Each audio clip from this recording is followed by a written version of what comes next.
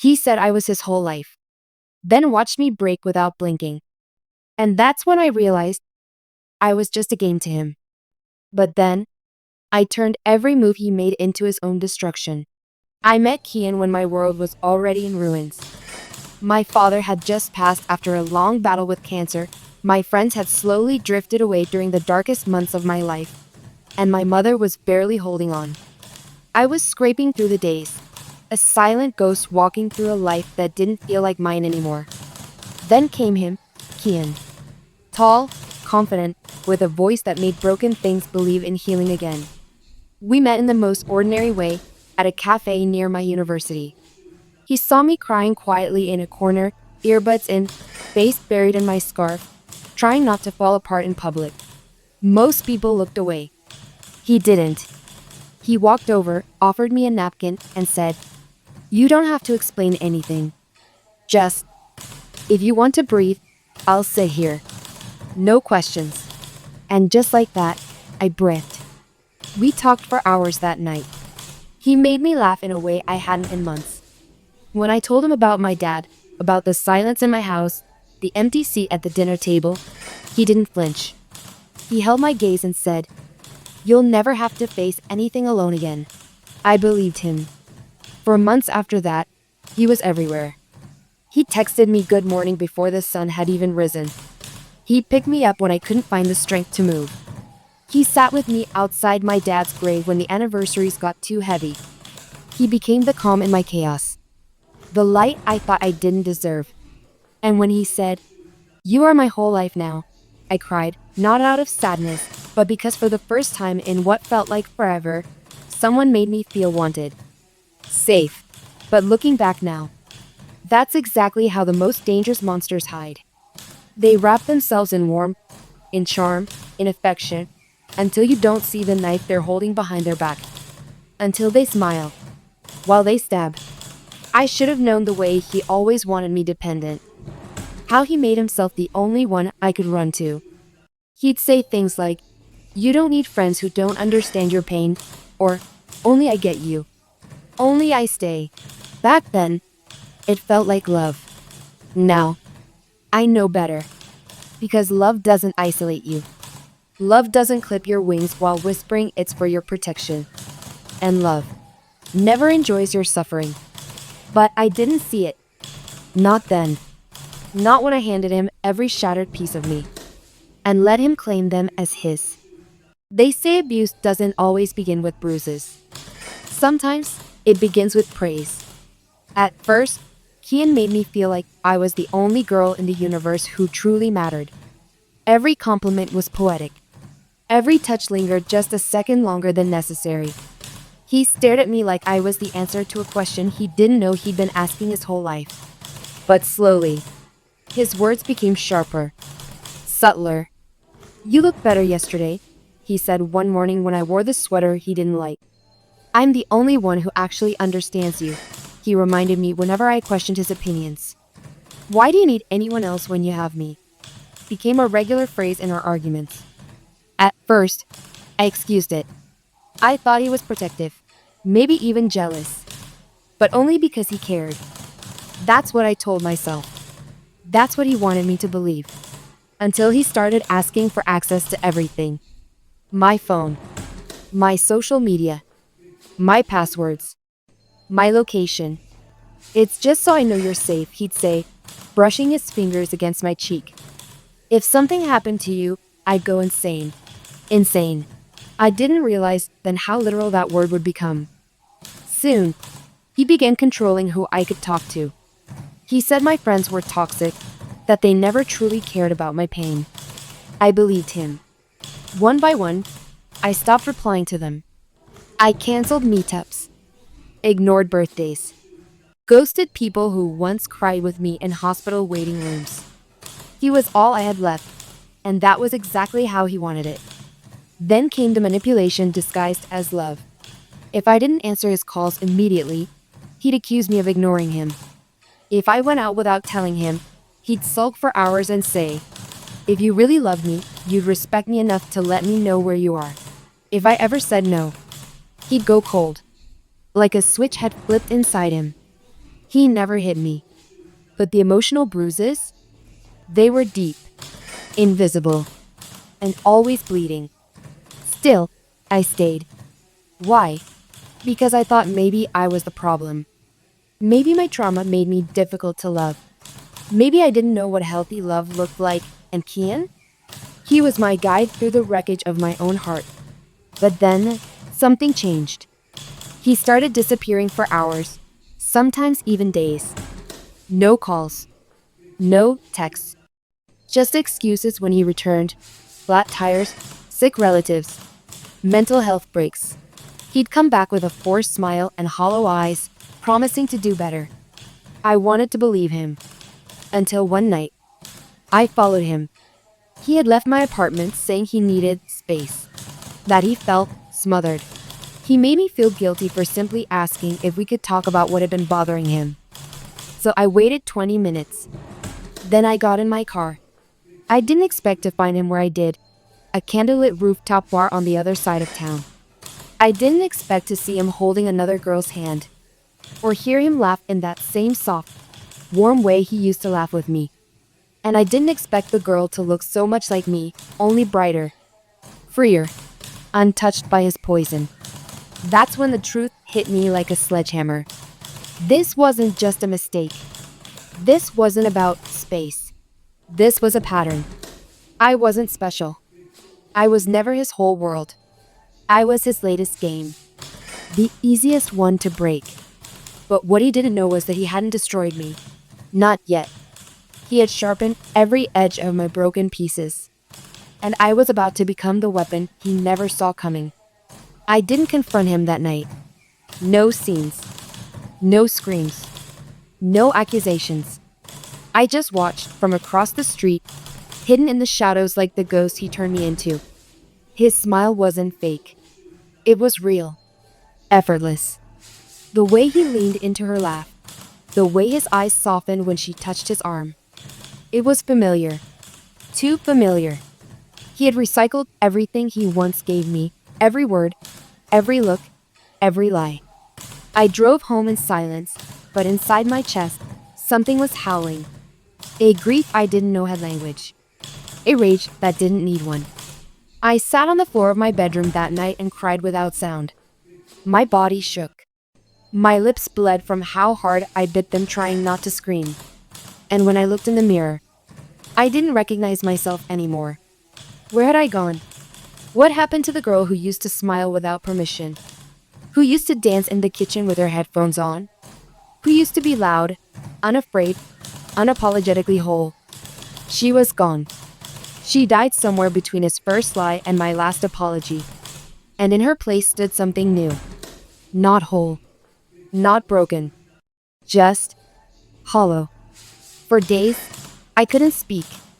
I avoided his calls. He texted, lied again, said he missed me. Said he'd been working on himself. Claimed he needed time to think because he was overwhelmed by how much he loved me. I said nothing, but I started planning. You see, betrayal doesn't just cut deep, it marks a map. And I followed every scar he left like a breadcrumb trail back to my own power. I started going through every message, every photo, every call log. He was sloppy, just confident enough to think I'd never suspect him, just arrogant enough to believe I'd never leave. But he didn't realize I had already left.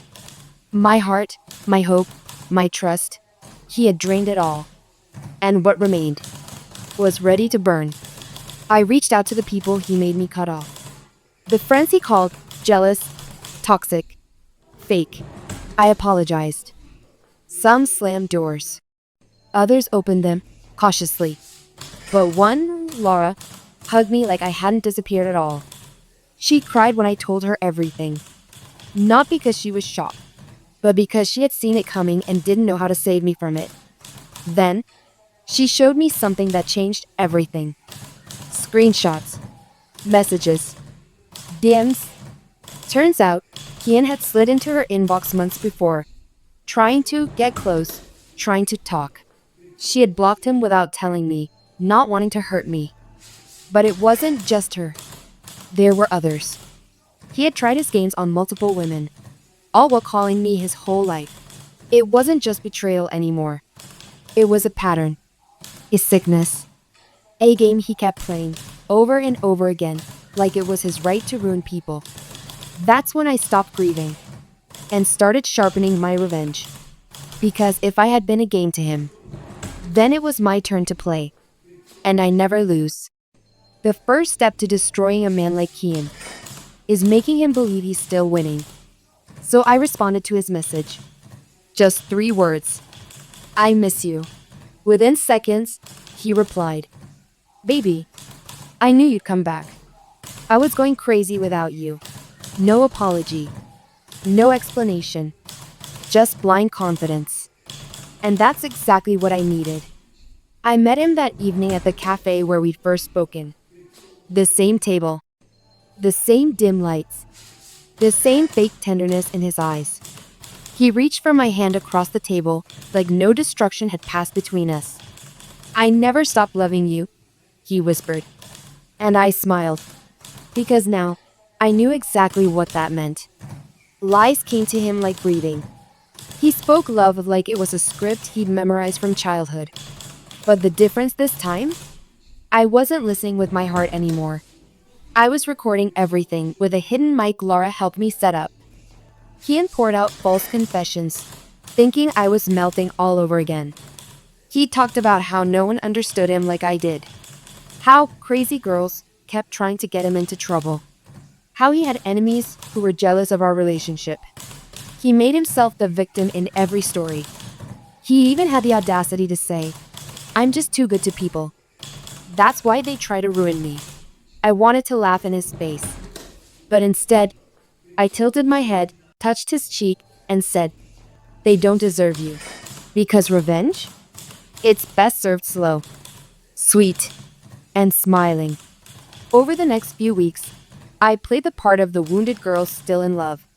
I let him come close again, physically, emotionally. I let him think he'd won. And while he was sleeping next to me, I went through his phone. He still hadn't changed his passcode. Still trusted me. Fool. I downloaded everything, texts with other girls, nude photos, flirty voice notes, even explicit recordings. Evidence. Proof. Dates. Locations. Names. Then I started contacting them. One by one. Not with anger. Not with blame. But with the truth. Some cried. Some were furious. Some refused to believe me until I showed them screenshots. Voice messages. His own words. We weren't just victims. We were a pattern. And when women realize they're not alone in their pain, they become dangerous. Laura helped me build a timeline. Another girl, Ria, was a lawyer. She helped us draft statements. A third, an influencer, had a following of over 400,000. She offered to share her story anonymously. Together, we formed a quiet alliance. A storm waiting to strike. All the while, Kian still thought I was his. Still sent me voice notes at midnight. Still said, You're the only one I trust. Oh, Kian. You should have known better than to trust a girl you taught to lie.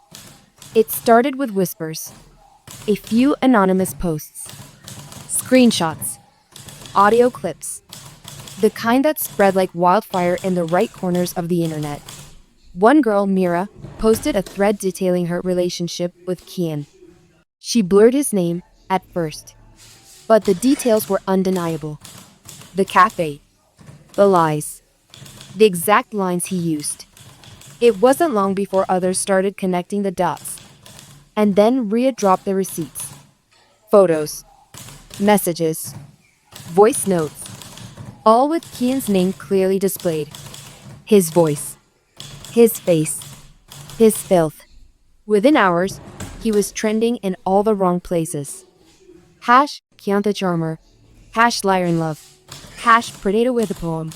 I watched it all unfold from my apartment, phone in hand, popcorn in lap, heart surprisingly steady. Because this wasn't rage anymore. This was justice, played in surround sound. Kian called me 32 times that night. I didn't pick up. Then he showed up at my door, eyes wild, hair messy, trying to look pitiful. "You have to believe me," he said, hands trembling. "They're making it all up. You know me better than anyone." And I nodded. "I do know you, Kian, that's the problem." His expression froze. I led him inside. He paced the room, tried to spin another story, this time about how he was being targeted, how girls were trying to ruin his life because they couldn't handle rejection. He forgot I was one of them. But I let him speak. I even pretended to comfort him. I offered him tea. I made him sit down and rest. Then I pressed play on the speaker beside him. His voice, telling one girl he loved her. Another, he wanted to marry her. Another that I was just someone he pitied. He turned pale. "You are recording me?" he whispered like I betrayed him. I tilted my head. "You played all of us, Kian. You made me doubt my own sanity. My worth. My memories. You wanted me to stay broken." He stood up, furious now. "You're insane." "No," I said calmly, walking toward the door. "I just learned from the best." And then I opened it. Because behind that door were two journalists, a lawyer, and Lara with her phone already recording. "This is Kian," she said into the camera. "And today, he gets to hear all the things he told us, played back for the world to see. He tried to run. We let him. But the damage was done." By midnight, every major blog had picked up the story. Girls he hadn't even touched emotionally started speaking out about how he manipulated, flirted, used their trust to feel powerful. Kian wasn't a heartbreaker anymore. He was a public cautionary tale. And for the first time, I slept without nightmares. But this was only the beginning. Because I hadn't just taken his image. I had something else. Something darker. Something he would never see coming. They say public shame is temporary. But personal ruin? That's permanent. Kian thought a little online drama would blow over. He tried to paint himself as a victim, claiming cancel culture, calling the stories twisted versions of the truth. But truth doesn't need to shout when it has evidence. And I wasn't done. See, I knew Kian's true weakness. Not love. Not loyalty. Control. He needed it. Craved it. Worshipped it like a god. So I took it from him, inch by inch. He lost his brand deal first. Then his book contract. That poetry collection he'd been bragging about? Pulled from the shelves before it even launched. Turns out, publishers don't want to be associated with manipulators, especially when those poems he wrote for me, they weren't even original. He'd recycled them, word for word, for every girl. Ria exposed that too. Then came the collapse of his personal circle. His family saw the news. His best friend, who once toasted our fake anniversary, cut ties. The girl he was secretly engaged to? Yes, engaged. She returned the ring, posted a video, and called him a walking manipulation manual. His followers plummeted. His inbox flooded with hate. And yet, somehow, he still texted me. "You went too far. You ruined my life." I stared at the message, then typed, "You made a game out of breaking people." I just turned the board over. But the final move, that came next. Because I knew Kian still had one last trick left, denial. So I buried him with proof. One night, I posted everything. The full story. My voice. My face. My receipts. I didn't hide anymore. I wanted the world to see the kind of girl he thought would stay silent. The girl he underestimated. Mocked. Discarded. And as the video racked up views in the hundreds of thousands, something in me shifted. Not pride. Not revenge. But freedom. Kian messaged again. This time, he begged. "Please, just stop. You've made your point. Don't destroy what's left of me." And I stared at that message for a long, long time. Because for the first time in months, I held all the power. But even then, I hadn't decided whether I wanted to finish him or make him live with everything he'd done. Because sometimes, the slow bleed hurts more than the fatal blow. It's strange watching someone fall apart slowly, piece by piece, just like they once did to you. There were no explosions in Kian's downfall, no dramatic headlines, no police mugshots, just silence, a quiet erasure, a man fading into irrelevance while the world watched. The club stopped calling him. The girls stopped following him. His carefully curated image, poet, lover, misunderstood soul, was shattered. And all that remained was the mirror. I heard he'd stopped going out, that he'd moved back in with his older brother in a small town where no one knew his name, that he'd applied for jobs and been rejected again and again. Apparently, one company even laughed after Googling him. The irony? Kian wasn't just destroyed by the truth. He was destroyed by the absence of attention. The silence. He needed eyes on him. Needed praise, obsession, worship. Without it, he wasn't anything. But I wasn't finished. Because I knew Kian didn't fear being hated. He feared being forgotten. So I made sure he was. I stopped replying to his messages. I deleted every photo, every saved chat, every trace of him from my phone. And I stopped saying his name to anyone. At first, he panicked. He texted once every few days, then every few hours. Then came the voice notes. You win, okay? You win. I'm sorry. I'm sorry for everything. Please, please talk to me. I didn't. Because I realized something deeper than revenge. He wanted my anger. He wanted anything from me, even hate. Because hate is still a form of attention. Still proof that he mattered. But when I gave him nothing, no response, no mention, no energy, that's when it finally broke him. He posted a video one night, rambling, tired, unshaven, tears in his eyes, begging for forgiveness from anyone who knew him. But there was no applause, no sympathy, just comments like, "Now you know how it feels. You broke the wrong girl. This isn't your redemption arc. This is your reckoning." And I didn't smile, because this wasn't satisfaction. This was closure. He didn't just bleed. He unraveled. And I didn't have to lift a single finger toward him again. That was the final punishment. Letting him exist in a world where I healed. And he never would. He called me from a new number. I didn't answer. Then came the email. The subject line. Please, just one last chance. I opened it. Not because I cared, but because closure sometimes needs a witness. It was a long letter, desperate, dramatic, full of the same words he once used to make me fall in love. You were the only one who ever truly saw me. I never meant to hurt you the way I did. I can't sleep. I can't breathe. I can't live knowing I lost you. And the part that struck me most. If you still hate me, that means you still feel something for me. And maybe that's enough. I stared at that line for a long time. Then closed the email. And never opened it again. Because hate? No, that's what he never understood. I don't hate him. I don't feel anything for him anymore. That's the real victory. He wanted to make me the villain in his sad little love story. The crazy ex. The one who couldn't let go. But instead, I became the chapter he doesn't talk about. The one that ended him. The one that made sure he never played the same game again. They still whisper about him sometimes, on forums, in DMs, between women who recognize his tactics.